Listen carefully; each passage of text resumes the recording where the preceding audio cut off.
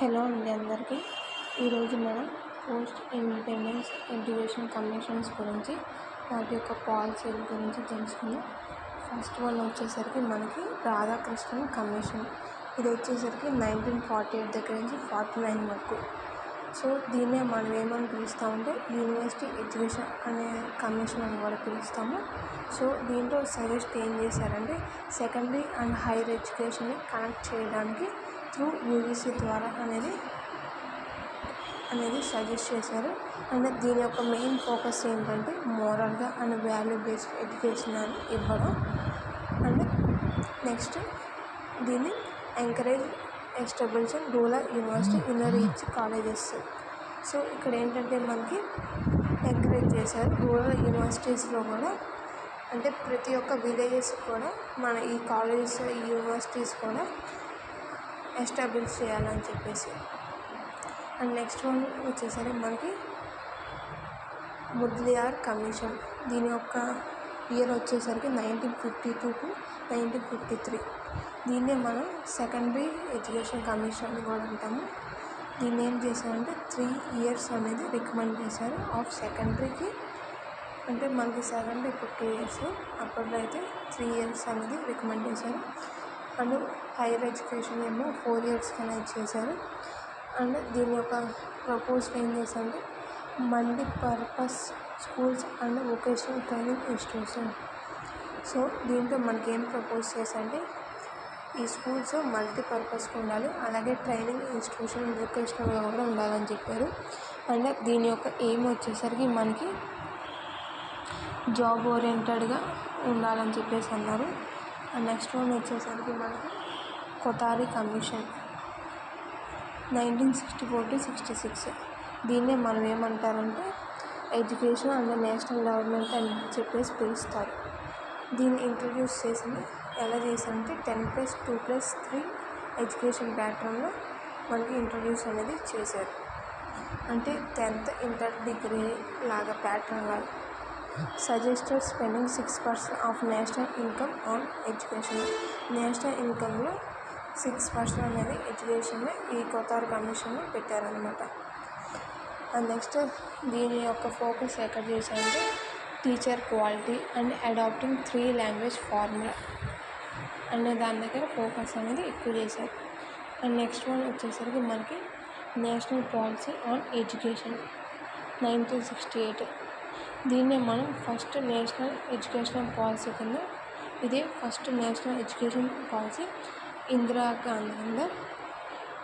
దీన్ని ఏంటంటే ప్రమోట్ చేశారు ప్రైమరీ నుంచి హయ్యర్ లెవెల్స్లో, బోత్ రూరల్ అండ్ అర్బన్ ఏరియాస్లో కూడా. అంటే ఇది రూరల్ ఏరియాస్లో ఉంది, అర్బన్ ఏరియాస్లో ఉంది, both primary and higher levels కూడా.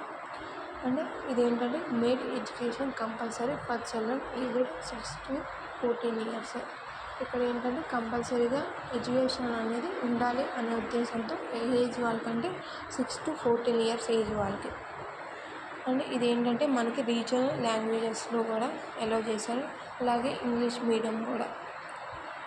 రీజనల్ లాంగ్వేజెస్ అంటే ఏ ఏరియా తగ్గట్టు ఆ ఏరియాకి. అండ్ ఇదేంటంటే రిఫ్రెమ్డ్ స్పెండింగ్ 6% ఆఫ్ నేషనల్ ఇన్కమ్. దీంట్లో కూడా మనకి 6% నేషనల్ ఇన్కమ్ని ఎడ్యుకేషన్లో యూజ్ చేశారు. అండ్ నెక్స్ట్ వన్ వచ్చేసరికి మనకి నేషనల్ పాలసీ ఆన్ ఎడ్యుకేషన్ 1986. దీన్ని మనకి ఇంట్రడ్యూస్ చేసింది రాజీవ్ గాంధీ టెన్యూర్.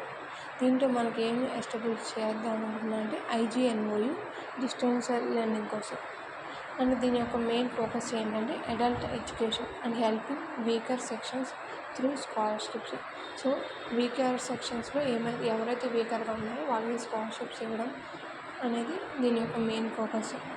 అండ్ అలాగే ఎంకరేజ్ చేశారు requirement of teachers from unprivileged groups. So teachers requirement కోసం ఎవరైతే చిన్న అదే తక్కువ క్యాస్ట్ ఉంటారో వాళ్ళకు కూడా ఈ టీచర్స్ యొక్క రిక్వైర్మెంట్ కోసం ఎంకరేజ్ అనేది చేశారు వాళ్ళని కూడా. అండ్ నెక్స్ట్ వన్ వచ్చేసరికి మనకి నేషనల్ పాలసీ ఆన్ ఎడ్యుకేషన్ 1992.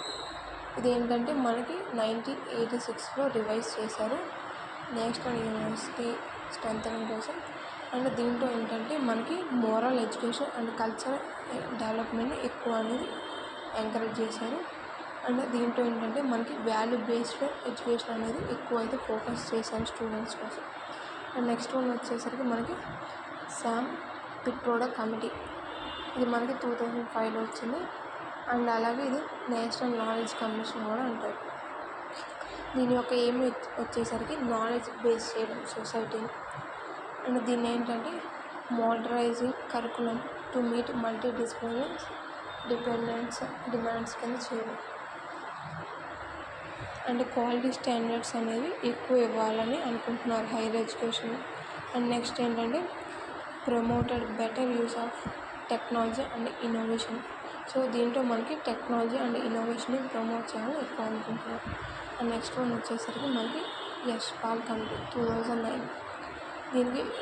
దీన్ని ప్రపోజ్ చేసింది సింగిల్ హైయర్ ఎడ్యుకేషన్ మోడల్ కోసం రీప్లేసింగ్ ఎగ్జిస్టింగ్ వన్స్.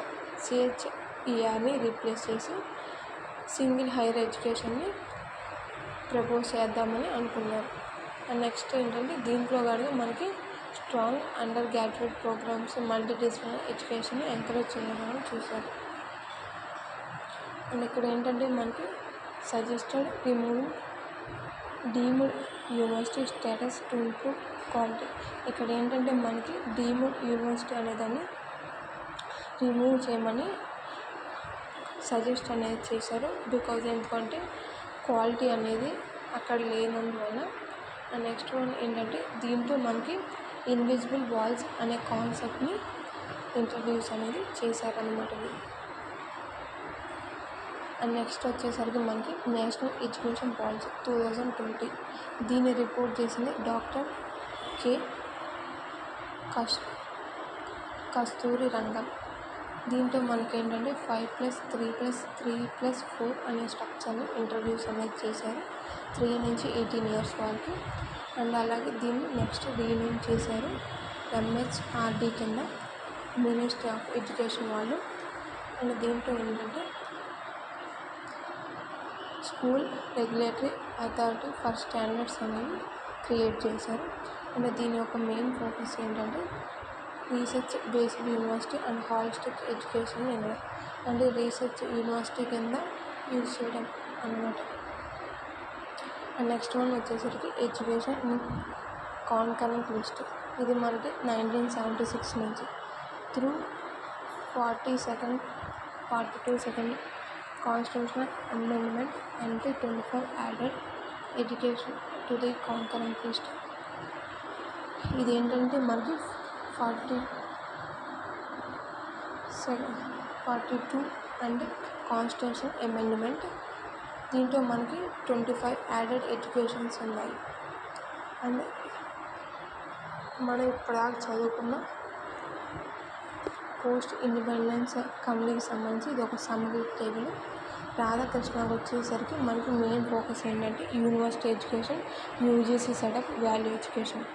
అలాగే ముద్లారియా సంబంధించి secondary education structure, vocational training.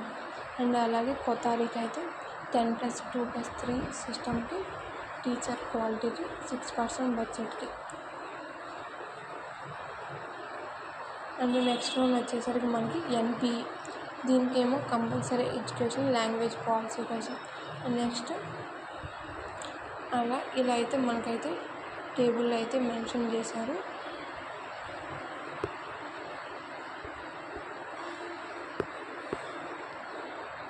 And next one వచ్చేసరికి కూడా మనకి NPA IGMOU adult education equality కోసం. And next NPE 1992 moral values national integration కోసం. అండ్ నెక్స్ట్ వచ్చేసరికి మనకి NKC knowledge economy teach based learning కోసం.